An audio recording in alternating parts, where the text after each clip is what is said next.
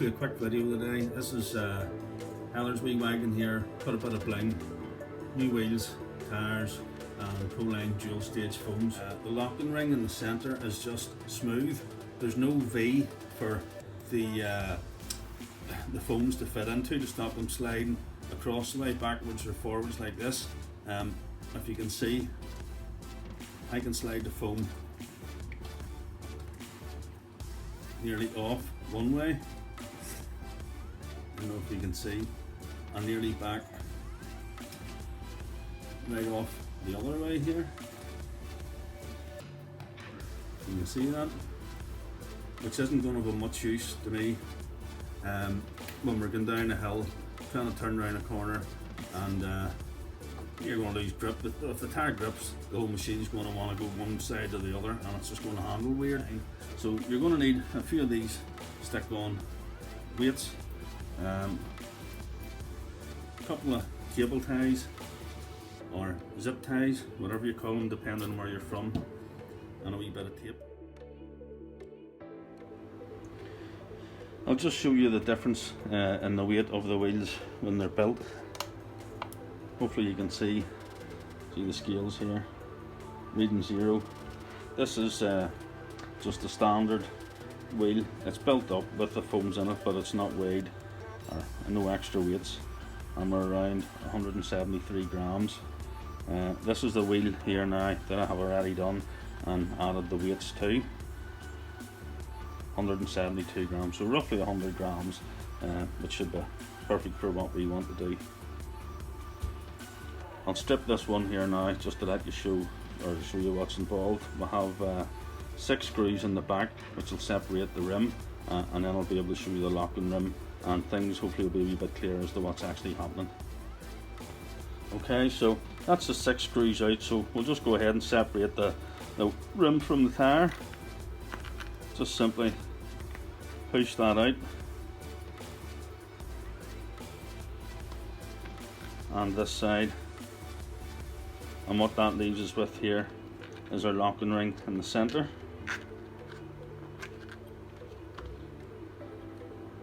Just as simple as that. I'll just pull one of these foams out here just to show you.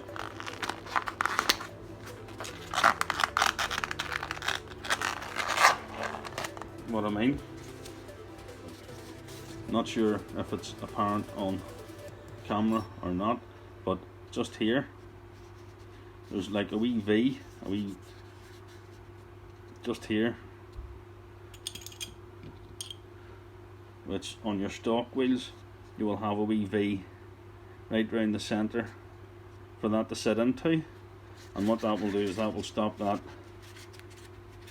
Once you push that in there, that will lock in and that foam will stay in place. But what's happening at the minute is, because there's nothing to stop that moving, that'll just slide. It allows the foam just to slide along that locking ring and wander about wherever it wants, which is no good for the handling purposes of the crawler that we want. So my wee modification tonight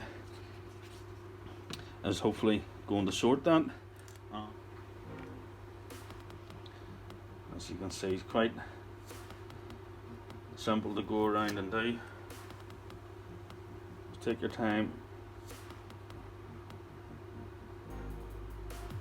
go around the whole ring like that.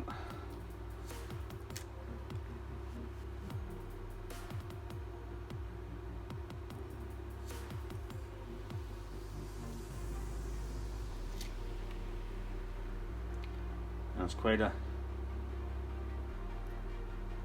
cheap, simple idea to add a little weight to the wheels, and the performance benefit is phenomenal from what I have noticed anyway. And as I said, it would have been nice to fit another one in to give us a full on 100, but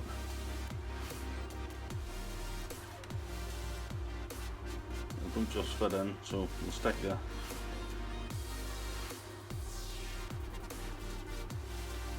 a wee 5 in the middle. So it's not ideal,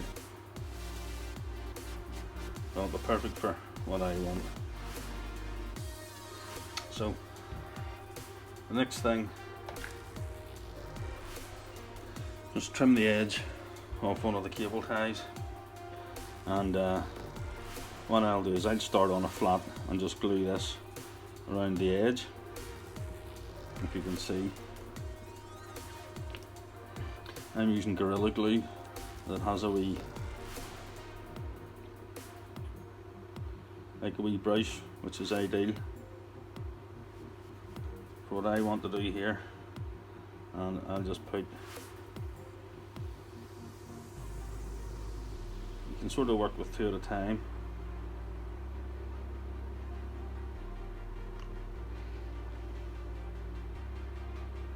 This is where you get a bit of glue in your fingers.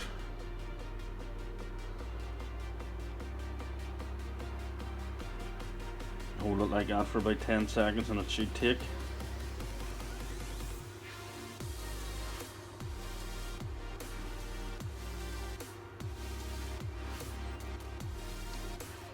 And I think you get the idea. Just work your way around the whole wheel, one side and then the other. But no point you watching me. You can back, join me in a second whenever I have this all done. Okay guys, so that's essentially, that's it, that's one done. I think you can see the V. That'll let the phones sit into to stop walking. One other thing that I do is just wrap a bit of insulating tape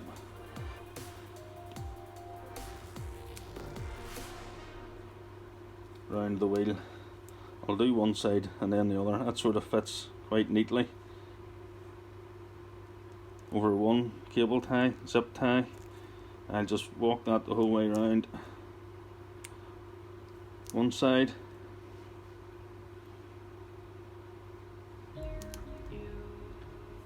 then do the other side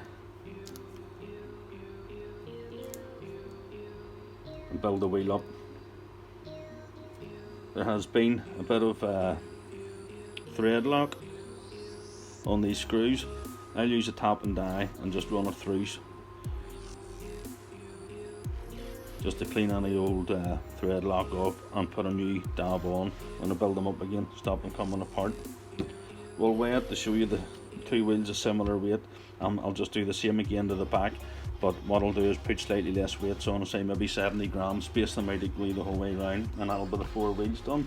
And hopefully next time you hear from me or you see me, we'll be out testing just to see the difference. And I'll bring both sets of wheels with me, and we'll do a back-to-back test and see if it's actually worthwhile doing, guys.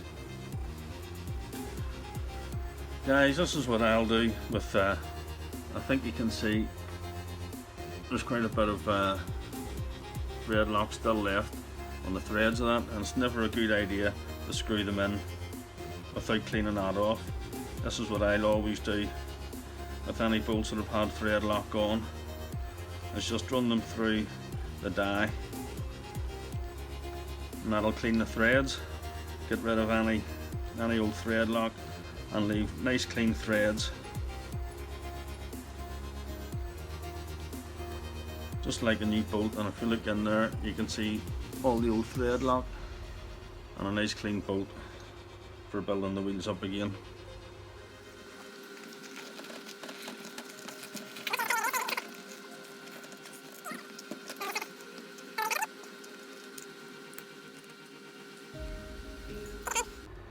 Try and get everything lined up. Make sure your beads in. There's the main man. Where is he?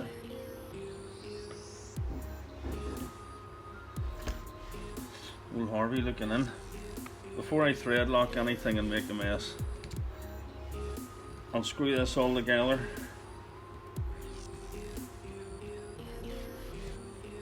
Just do one at a time. Go the opposite sides, and you just want to nip it down. You don't want to screw one side all the way in. You just want to see the gap still in the middle. Sorry folks, I don't know where you could see what I was doing there. You see the gap still in the middle. You just want to cinch it down a wee bit at a time. Take your time. One side, the other side, the other side, the other side. Just the opposites. One side, then the other, then over to here for a bit, and just pull it all down evenly. That way you won't put too much stress on any one bolt or any one side of the rim. And that's them all cinched down just lightly. What you want to do is run your finger around and feel, make sure there's no bulges or bumps. Make sure everything's seated nicely and it's not poking out anywhere. Okay guys, that's both front wheels done. A little bit of Loctite went round and you just cinch them up a little bit. Loctite will hold them in place, but both front wheels done, weighted, and we'll weigh them here now. I haven't actually weighed them myself, so we're just going to see how close they are.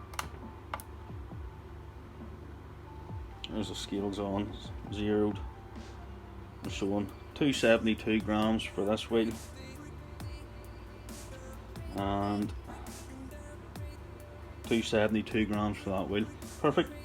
So that'll be the fronts, and the rears I'm going to do exactly the same, but with just slightly less weight. Guys, hope that helps somebody out there. If I find a better way to do it, I'll make a video and let you know, but at the minute that's a lot neater and quite a bit easier and very functional for the Proline dual stage foams. You seen earlier I was able to slide that from one side to the other. There's now no give either way, the foams are staying in place, which is perfect. Well guys, that's it for the night. Hopefully you enjoyed the video. Hopefully my wee idea of what to do with the wheel weights and the cable ties has given you some inspiration to try something like this yourself. If you've already done something similar, if you have a better idea, let me know so I can try it for myself and see, and I'll compare the ideas. But as always, thanks for watching, and please, if you haven't already subscribed, consider subscribing, and stay safe folks, and I'll see you later.